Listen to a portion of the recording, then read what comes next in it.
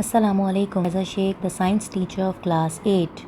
Dear students, as we have 3 chapters in our syllabus, our first chapter is sensitivity in living organisms. This chapter has many important topics such as movement in plants, endocrine system, nervous system, excretory system, etc. I am going to deliver first a lecture on an endocrine system.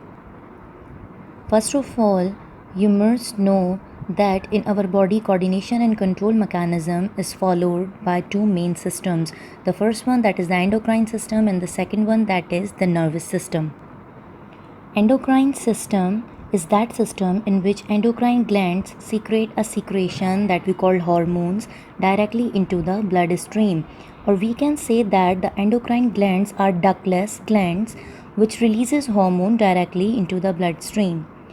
We have discussed 4 main important endocrine glands in our book. Let's have a look on this chart of the endocrine system, which shows all the glands, their sites where they are located, the hormones which they secrete, and the functions of all of them.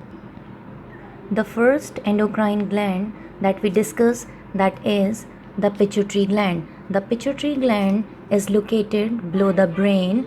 It secretes a lots of hormones such as STH, LH, FSH, and many more hormones by their both lobes. So that is why we call it the master gland of the body, and the function it performs many more functions such as the maturation of the follicle, the growth of an organism, etc.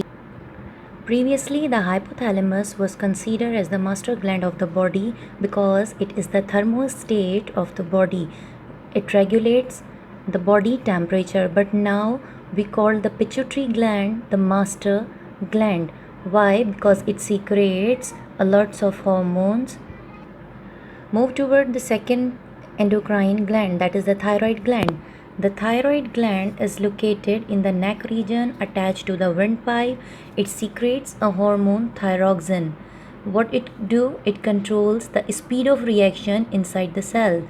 Means the reaction that may be catabolic or anabolic inside the body, it regulates or it speed up that reaction.